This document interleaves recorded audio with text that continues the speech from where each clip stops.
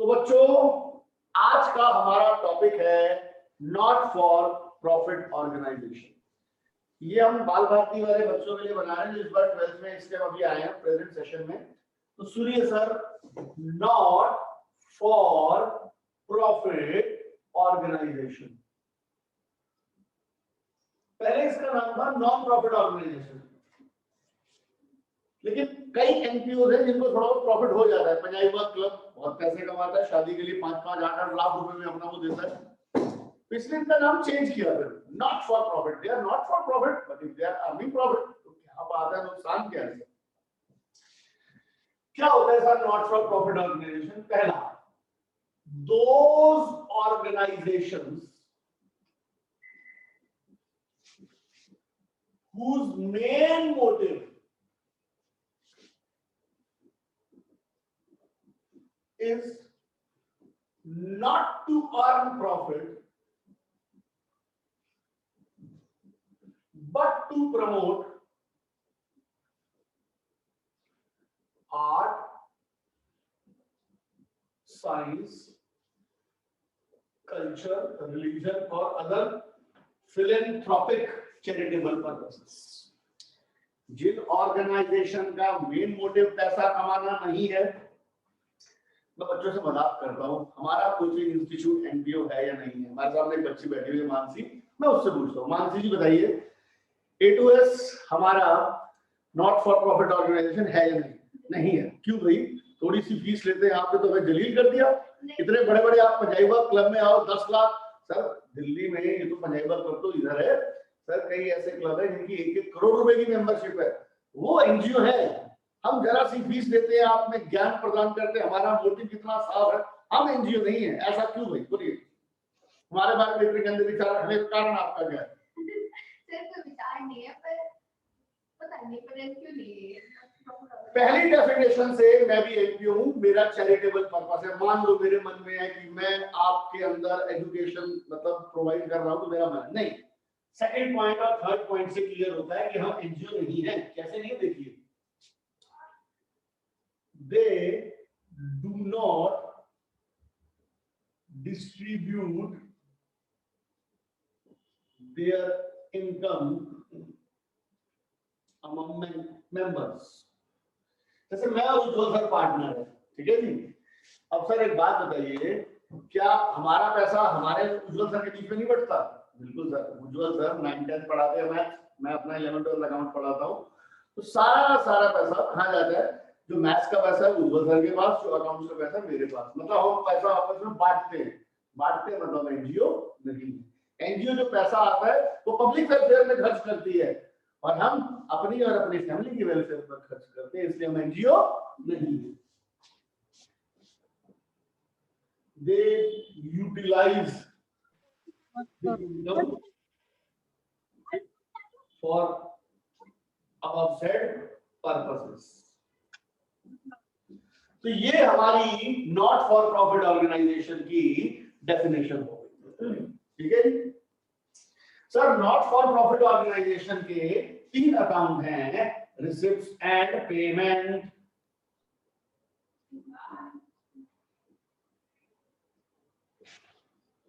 Income and expenditure,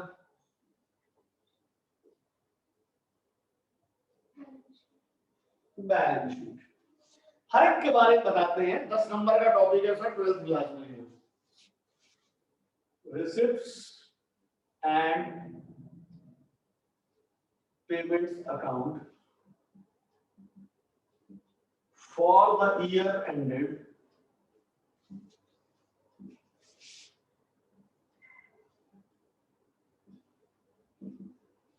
sir, receipts, payments, amount. Sir ऐसा है, एक नंबर का क्वेश्चन आता है, it is real in nature. हो पूछा जाता है हमसे, बताइए रिसिप्ट एंड पेमेंट का नेचर क्या है? तो कौन सा नेचर है? It is real account in nature. मैंने आप सबको अनम्यूट कर रखा है, अभी थोड़ी देर में आपको अनम्यूट करता हूँ। यहां आता है बैलेंस बीडी, ओपनिंग बैलेंस, जैसे कैश बुक की ना, कैश, बैंक, एफडी। यहाँ आता है by balance BD bank overdraft, ठीक है, बाय बैलेंस बीडी बैंक।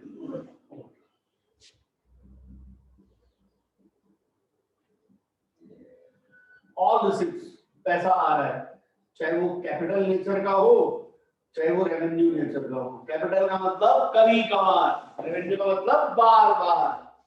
ऐसी रहती है पेमेंट्स,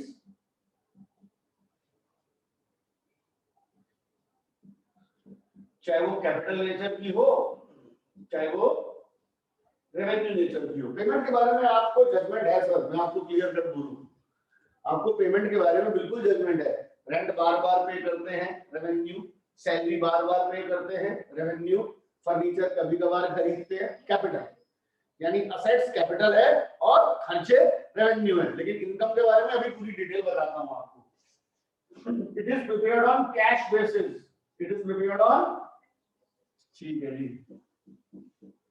यहाँ आएगा to balance CD bank overdraft, by balance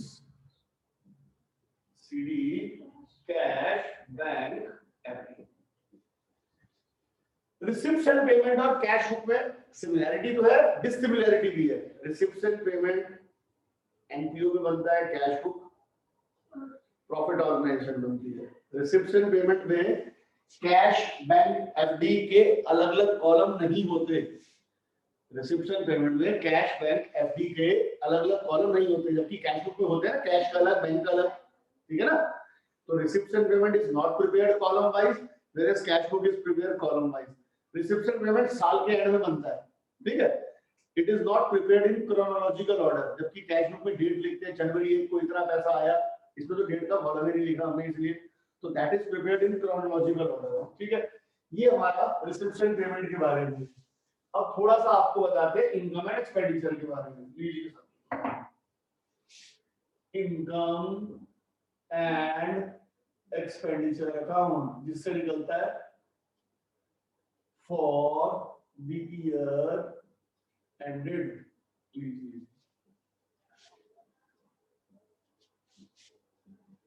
debit credit, यहां आता है एक्सपेंडिचर, यहां आता है income. It is nominal in nature, it is prepared on accrual basis. ये सर क्वेश्चन आते हैं बहुत ज्यादा। यहां आती है all revenue receipt plus minus adjustment, यहां आती है all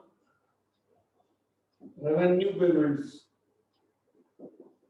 plus minus adjustment, depreciation भी आता है। इधर बचे तो लिखते हैं सरप्लस। सरप्लस का मतलब होता है excess of income over expenditure. इधर आता है deficit, excess of expenditure over income, ठीक है सर।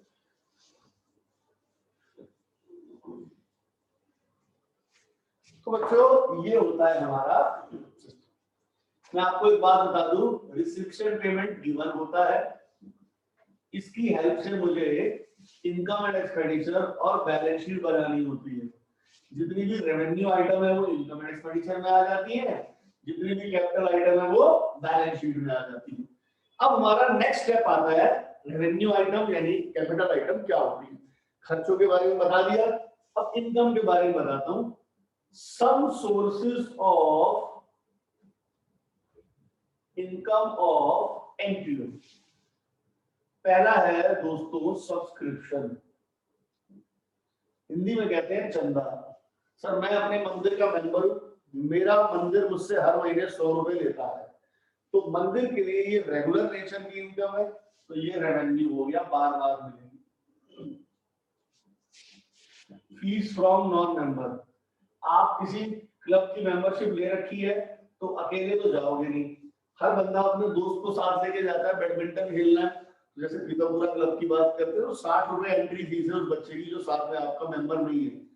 वो जो 60 रुपए है वो क्लब बार बार रिसीव करेगा, रेवेन्यू। लाइफ मेंबरशिप फीस इसे कहते हैं हिंदी में आजीवन सदस्यता शुल्क। ठीक है जी। लाइफ मेंबरशिप फीस के बारे में आपको क्लियर कट बता दूं मैं, ये लाइफ में एक बार देता है एक आदमी, तो ऐसे मेंबर बहुत कम पैसे देते हैं, तो ये रेवेन्यू नेचर नहीं है, ये क्या नेचर है, कैपिटल। तो कुछ चीजों में बड़ी कंट्रोवर्सी है, मैं आपको बता दूं। एंट्रेंस फीस, ग्रेजुएशन में एंट्रेंस फीस को कैपिटलाइज किया गया है, एनसीईआरटी में एंट्रेंस फीस को कैपिटलाइज किया गया है, लेकिन सीबीएसई बोर्ड कहता है एंट्रेंस फीस को रेवेन्यू आइटम मानो। तो भैया हम तो गलती से सीबीएसई बोर्ड पढ़ रहे हैं, तो क्या मानेंगे, ऑलवेज रेवेन्यू। दिमाग नहीं लगाना सर आपने। लीगेसी, वसीयत, कोई आदमी मरे पर बाद में दान करे हमारी ऑर्गेनाइजेशन के नाम, मेरी खुद की एक ऑर्गेनाइजेशन है, 2 ऑर्गेनाइजेशन है, एक का प्रेसिडेंट हूं, दूसरा पता नहीं नाम ही भूल गया दूसरी का, तो मैं जागृति foundation for health and education, और एक और है, 2-3 में हम भी हैं पूरे इन्वॉल्व। लीगेसी, खैर हम कोई डोनेशन नहीं देते, हमने कोई अकाउंट नहीं खोल रखा, हम खुद ही अपने आप करते हैं जो करते हैं। तो लीगेसी की बात करी जाए तो लीगेसी क्या है, वसीयत। सर पहले क्या होता था, ये बोला जाता था कोई आदमी मरेगा, ऐसे थोड़ी मर जाएगा हमारे नाम ही दान करेगा, तो ये हमारी आइटम है कौन सी, कैपिटल नेचर की। लेकिन हमने चेंज किया 2 साल पहले। देखो लीगेसी अगर जनरल है, कुछ नहीं दे रखा, तो रेवेन्यू है। एक्चुअली इनकम एंड एक्सपेंडिचर में जो आइटम आती है वो कहीं भी इस्तेमाल कर सकते हैं, तो अगर लीगेसी के पर्पस नहीं किया तो रेवेन्यू आइटम है इस बार से। और अगर पर्पस गिवन, एक आदमी मर गया और कह रहा मेरे नाम के 2 कमरे बनवा दिए जाएं, तो वो कैपिटल है, अगर पर्पस गिवन है, अगर स्पेसिफिक है तो। ठीक है जी। और लेते हैं सर आपसे, ठीक है जी, ये हो गया legacy. Rent received from use of hall, Punjabi Bagh club शादी के लिए हॉल देता रहता है जी सर, देता रहता है बार बार। मुझे याद है एक बच्चे से मैंने पूछा, तो कहता सर कभी कभार। मैं कहा क्यों करे, शादी तो एक बार होती है। और मैंने कहा पागल, वहां तो रोज ही शादियां होती है, दोपहर को भी कई बार होती है, सरदारों की दोपहर को भी, रात को किसी और की हो गई। हमें क्लब के पॉइंट ऑफ व्यू सोच रहा हूँ, आदमी के पॉइंट ऑफ व्यू थोड़ी सोचना है। Sale of old used sports material,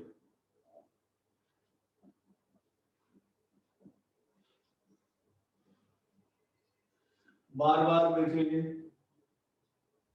cell of fixed assets, sir fixed assets तो कभी कभार बेचते हैं, रेवेन्यू। बट प्रॉफिट और loss on sale is income and expenditure.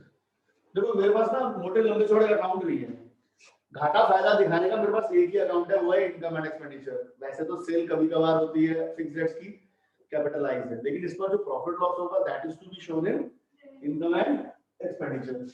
ऐसे ही होता है donation, specific purpose, general purpose. Specific है तो कैपिटलाइज कर दो, जनरल है तो रेवेन्यू मान लो। एक एक्सपेंस में टर्म आती है ऑनरेरियम। ऑनरेरियम हम उस आदमी को देते हैं, खर्चा पहली बात तो ये, जो हमारी ऑर्गेनाइजेशन का पार्ट नहीं है, जो हमारी ऑर्गेनाइजेशन का पार्ट नहीं है, और हम उसको पैसे दे रहे हैं। मैं सैलरी वर्ड बोल नहीं सकता क्योंकि वो रेगुलर रिसीव नहीं करता मेरे से। मान लो जैसे हम क्या करते हैं, आपको पता होगा लास्ट ईयर 11th क्लास में मैंने आपको वो जो लास्ट के कंप्यूटर का चैप्टर था उसके लिए राकेश सर को बुलाया गया था, अगर आपको याद हो तो। आई हैव टू पे Rakesh sir, but Rakesh sir मेरे एम्प्लॉय नहीं है, तो मैं उनको सैलरी वर्ड नहीं बोल सकता। ठीक है, तो वेजेस तो खैर बहुत ही सबस्टैंडर्ड वर्ड है, वो मेरे लिए ऑनर, मैं उनको विद रिस्पेक्ट ऑनर से बुला रहा हूँ। Honorarium, honorarium is like a salary but that is given to outsider person who is not our permanent employ. तो ये हमारा था। अब सर प्रैक्टिकल स्टार्ट करते हैं। देखो प्रैक्टिकल 4 पार्ट्स में डिवाइडेड है बच्चों। अब ये पहला प्रैक्टिकल स्टार्ट कर रहे हैं, फंड बेस्ड अकाउंटिंग। ठीक है, अच्छा ये मेरा नंबर है, जिन बच्चों को मैं अपनी बुक से करा रहा हूँ, असाइनमेंट चाहिए होगा तो मुझसे ले सकते हैं सर। ठीक है, क्योंकि ये मैं पब्लिक कर रहा हूँ। सर फंड बेस्ड अकाउंटिंग, पहला कॉन्सेप्ट क्या है, फंड बेस्ड अकाउंटिंग। बच्चों फंड बेस्ड अकाउंटिंग में हमारे को फंड्स की ट्रीटमेंट कैसे करनी है इसके बारे में बता रखा हूँ। ठीक है सर। देखो सर, दो टाइप के फंड होते हैं, एक होता है general fund that can be utilised anywhere, एक होते हैं specific fund that can only be utilised for the purpose for which they were created. दोनों बैलेंस शीट की लायबिलिटी में आएंगे। चलो ये तो क्लियर हो गया, फंड तो हमेशा बैलेंस शीट की लायबिलिटी में आएंगे। General fund investments, specific fund investment. Investment हमेशा कहां आएगी? असेट्स पे। मुद्दा आता है general fund interest, general fund investment interest, special fund investment interest, general fund investment interest. देखो इनकम एंड एक्सपेंडिचर में जो आइटम आती है that can be utilised anywhere. Special fund पर इंटरेस्ट मिल रहा है तो भैया उसे फंड में ऐड कर दो, क्योंकि वो कहीं पर भी इस्तेमाल नहीं कर सकता। जनरल फंड पर इंटरेस्ट मिल रहा है, वो कहां जाएगा? वो जाएगा इनकम एंड एक्सपेंडिचर। चलिए सर, अब हम असाइनमेंट अपना ले रहे हैं, बुक का क्वेश्चन ले रहे हैं एनक्यू का, फंड बेस्ड अकाउंटिंग का। ठीक है जी, आई थिंक हमारे 8-10 क्वेश्चन है। तो फिर कह रहा हूँ, जिस बच्चों को असाइनमेंट चाहिए आप मुझे व्हाट्सएप करेंगे, मैं आपको असाइनमेंट बच्चों दे दूंगा। हमारा बुक का है पेज नंबर 15। ठीक है जी, आंसर 1 लीजिए सर। हम बैलेंस शीट का एक्सट्रैक्ट बना रहे हैं। एक्सट्रैक्ट का मतलब होता है टोटल टैली नहीं करेगा, only a part of the balance sheet. ठीक है। टूर्नामेंट फंड, बताइए बच्चों, टूर्नामेंट फंड किधर आएगा? टूर्नामेंट फंड, टूर्नामेंट फंड ये आएगा लायबिलिटी में। हो जितने भी फंड है बैलेंस शीट की लायबिलिटी में आते हैं। फिर टूर्नामेंट एक्सपेंसेस, अरे जब फंड क्रिएट किया तो एक्सपेंसेस वहीं से करेंगे भाइयों, माइनस एक्सपेंसेस। कितने हैं बच्चों? कितने 15,000। फिर है रिसिप्ट्स, क्या है? अब रिसिप्ट हो रही है 20,000 की, जोड़ दो भैया, ये 55,000 है, कोई टोटल टैली नहीं होगा, खत्म सर। टूर्नामेंट फंड में से एक्सपेंसेस किए माइनस रिसिप्ट्स करी ऐड। नेक्स्ट हमारा है सेकंड का फर्स्ट पार्ट, लीजिए ए पार्ट, बैलेंस शीट। एक्सट्रैक्ट मैं बार बार नहीं लिख सकता था please. Income and expenditure. Price fund given है बच्चों, प्राइस फंड कहां जाएगा? मैं एक काम करता हूं, आप सबको अनम्यूट करता हूं ताकि आपके जवाब भी हम सुन सके।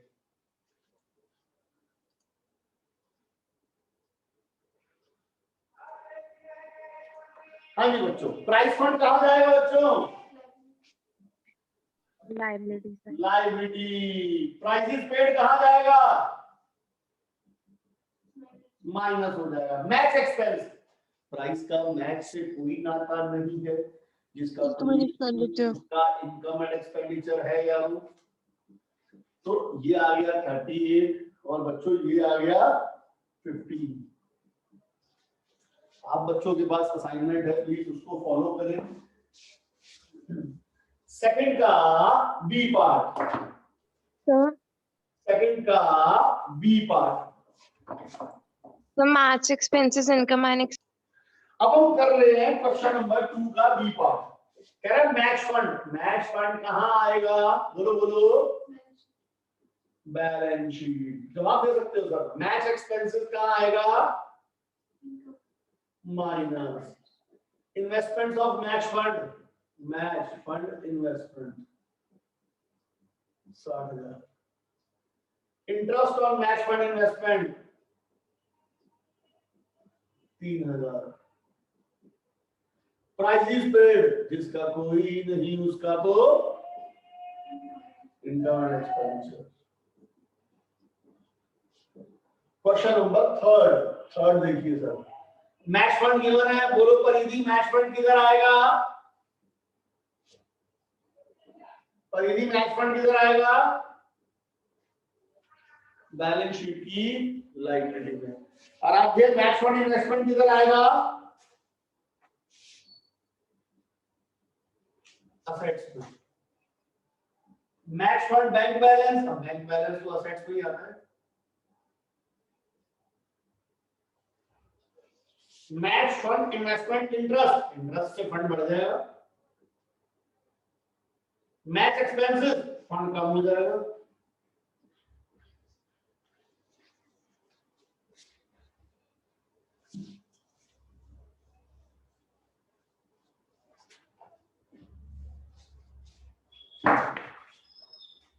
Question number 4। देखो बेटा, हम मजाक में बच्चों को बोलते थे ये जो फंड है ना, एक तरीके से बेटी के लिए, शादी के लिए बचाया हुआ पैसा है। कुछ खरीदा उसमें से कम कर दो, कुछ आया उसमें जोड़ दो। कोई फादर ये तो नहीं कहते मैं अपनी बेटी के लिए लॉस बचा के रख रहा हूँ। तो अगर फंड का बैलेंस नेगेटिव आ जाए तो वो बैलेंस शीट में नहीं आ सकता। अभी क्वेश्चन नंबर 4 यही है। सबसे पहले गिवन है मैच एक्सपेंसेस। कभी भी मैच एक्सपेंस पहले नहीं लिखते, फंड पहले लिखते। मैच फंड 24, डोनेशन मिली मैच के लिए, डाउन लिख रहा हूं शॉर्ट में, 40,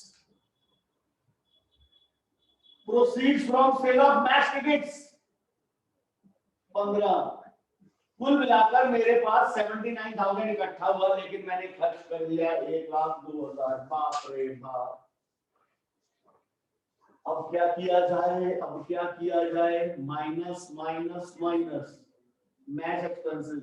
मैंने फिर बोल रहा हूं बैलेंस शीट में नेगेटिव बैलेंस नहीं कर सकते, तो 79 यहां दिखा दो, ये आ गया नील।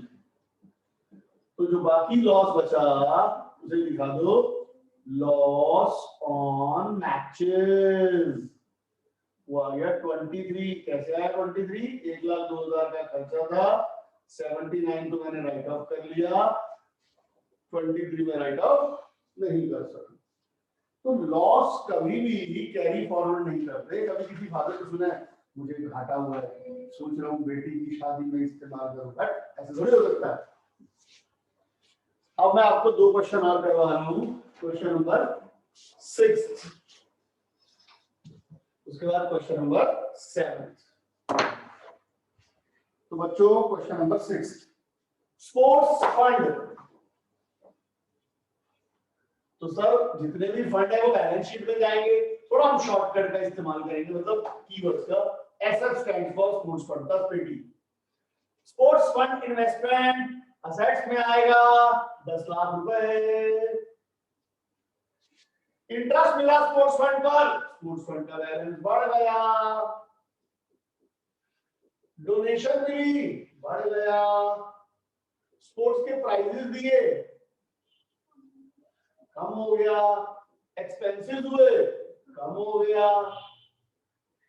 ये आ गया 11 lakh. General fund GF 20 lakh हो गए, सीधा आउटर कॉलम में। सर इसमें कुछ प्लस माइनस नहीं होगा? नहीं सर, इसलिए सीधा बाहर लिख रहा हूं। जनरल फंड आ गया, फिर आया जनरल फंड इन्वेस्टमेंट, यहां आ जाएगा। Interest on general fund investment,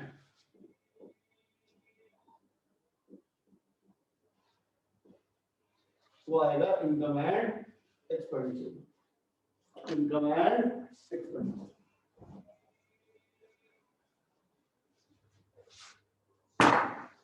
अब हम लेते हैं क्वेश्चन नंबर 7। उसके बाद हमारा फंड बेस्ड अकाउंटिंग लगभग खत्म हो जाएगा। सर स्पोर्ट्स फंड गिवन है 5 लाख। लीजिए सर, स्पोर्ट्स फंड 5 लाख।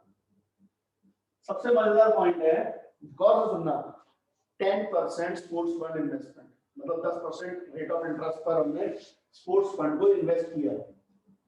तो 5 लाख का 10% कितना इंटरेस्ट मिलेगा हमारे को? 50,000। कितना मिलेगा हमारे को?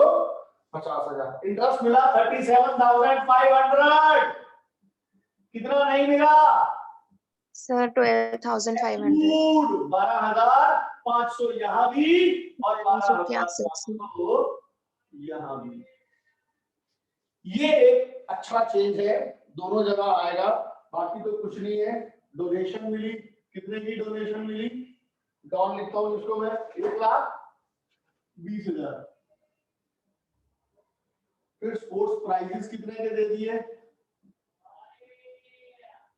1,00,000 के। एक्सपेंस कितने हो गए,